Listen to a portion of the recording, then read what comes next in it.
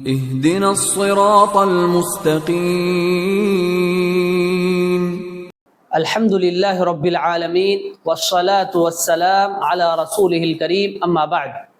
ناظرین، میراث کے حوالے سے ہماری گفتگو جاری ہے۔ آج کے اس ملاقات میں ہم شیخ سے جاننے کی کوشش کریں گے کہ شیخ، سوال یہ ہے کہ ایک شخص وہ مر گیا، اب اس کا جو مال ہے اس مال میں سے کس طرح تقسیم کیا جائے، پہلے کہاں پر خرچ کیا جائے، اس بارے میں بتائیں۔ بسم اللہ الرحمن الرحیم، الحمد للہ رب العالمین والصلاة والسلام علی رسولہ الکریم، اما بعد۔ محترم ناظرین، ایک انسان کا انتقال ہو گیا، چاہے وہ مرد ہو چاہے وہ عورت ہو، اور اس نے اپنے پیچھے بہت کچھ چھوڑ گیا، چاہے وہ کیش کی شکل میں ہو، پراپرٹی کی شکل میں ہو، یا خاتون ہونے کی صورت میں زیورات کی شکل میں ہو، جو بھی شکل ہے، اس شکل کو یا ان پیسوں کو، اس ترکے کو کیسے استعمال کیا جائے، علماء نے اس کو کچھ ترتیب وار اس طرح سے بیان کیا ہے۔ نمبر ایک کہ یہ کہ مرنے والے کے تجہیز اور تکفین، یعنی اس کے کفن دفن کا انتظام خود اس کے اپنے پیسوں سے ہو، یہ زیادہ بہتر ہے، تاکہ مرنے کے بعد اس کا اپنا پیسہ ہوتے ہوئے دوسروں کے پیسوں کا احسان اس پر نہ ہو، الا کہ کچھ خود سے کرنا چاہیں، یہ جیسے اولاد میں سے کوئی کر دے، یا بھائیوں میں کوئی کر دے، یا باپ اگر زندہ ہو اور باپ خود کر دے، ایک الگ چیز ہے، ورنہ وہاں پر ایسا نہ ہو کہ تو کر میں کر اور وہ اس پہ ٹال رہا ہے۔ تو اس سے بہتر یہی ہے کہ مرنے والے کے اپنے پیسوں میں سے اس کے کفن دفن اور قبر کھودنے وغیرہ کے حوالے سے جو کچھ اخراجات ہیں وہ کیے جائیں۔ دوسری چیز، اس کے اوپر اگر کوئی قرض ہے تو اس قرض کو ادا کیا جائے۔ یہ قرض دو طرح کا ہو سکتا ہے، حقوق اللہ اور حقوق العباد۔ یعنی مان لیجئے ایک انسان رمضان میں زکوٰۃ دیتا تھا اور ابھی بھی اس پر زکوٰۃ واجب ہے، لیکن رمضان سے تھوڑا پہلے وہ بیمار ہو گیا، اور بیمار ہونے کے بعد ابھی بیماری ہی کی حالت میں تھا کہ اس کا انتقال ہو گیا۔ اب ایسی صورت میں اس پر زکوٰۃ تو واجب ہو گئی، 1 سال اس پر ہو چکا ہے، تو اب سب سے پہلے اس کی زکوٰۃ نکالی جائے گی۔ یا بندوں میں سے کسی کا اس نے قرض لیا تھا، یا مان لیجئے بزنس میں کچھ چیزیں ایسی ہوتی ہے، لین دین ہوتا ہے، ادھاری میں مال لیا بھی جاتا ہے، ادھاری میں مال دیا بھی جاتا ہے۔ تو ایسی تمام صورتیں انسان جب کسی کو کسی سے لینا اور کسی کا دینا ہو تو اس کے لیے باقاعدہ یا تو وہ اپنا کوئی اسسٹنٹ بنائے، اپنے لیے کوئی سیکریٹری رکھے جس کے پاس یہ ساری چیزیں محفوظ ہو، یا پھر وہ خود ڈائری مینٹین کرے جس میں اس بات کی صراحت ہوتی جائے کہ میں نے کسی سے کچھ لیا تھا، اور اگر مان لیجئے اس میں سے آپ نے کچھ پے کر دیا تو اس کو مینشن کرتے جائیں کہ میں نے یہ 5 لاکھ روپے لیا، اس میں سے 25,000 50,000 میں نے اس کو واپس کرتا رہا، اور یہ اس کی دستخط ہے، یہ تاریخ ہے، جو بھی ہے۔ غرض یہ کہ ہم زیادہ تفصیل میں نہ جاتے ہوئے یہ بتائیں کہ اللہ کا قرض ہو یا بندوں کا قرض ہو، دونوں صورتوں میں اس قرض کی ادائیگی کی جائے۔ تیسری چیز، وصیت۔ بندہ اگر مرنے سے پہلے وصیت کیا ہو تو اس وصیت کو نافذ کیا جائے، اور وصیت کے لیے اسلام نے اس کو پابند کیا ہے کہ کوئی انسان ایسا نہ ہو کہ مرنے کے وقت میں اپنے وارثین کو کچھ نہ ملے، اس سازش کے تحت کسی کے نام وصیت کرے، ایسی گنجائش نہیں۔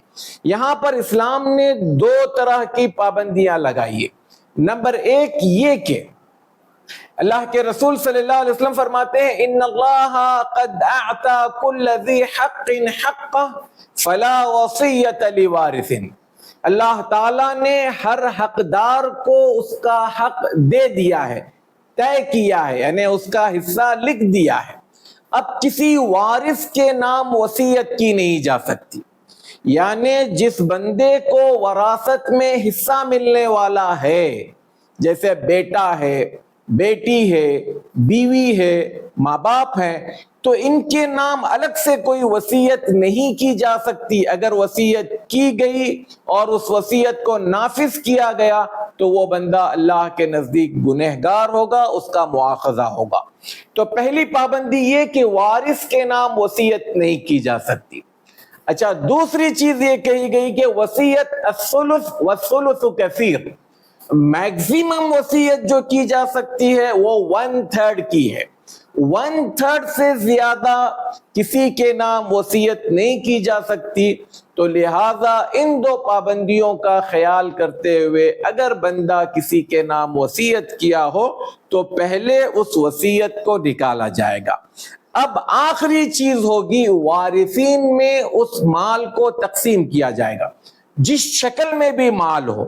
مال اس کا مان لیجئے بزنس کی شکل میں ہے، کیش کی شکل میں ہے، سونے کی شکل میں ہے، پراپرٹی کی شکل میں ہے، یا اس کے اپنے استعمال کی چیزیں جیسے موبائل ہے، گھڑی ہے، اور حتیٰ کہ کپڑے ہیں۔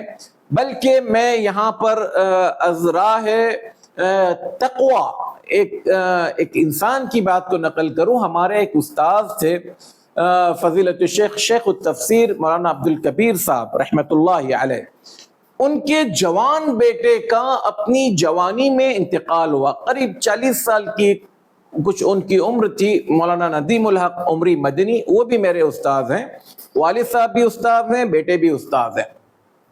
جب ان کا انتقال ہوا بیٹے کا تو شیخ نے اپنے بیٹے کی کتابوں کو فروخت کیا۔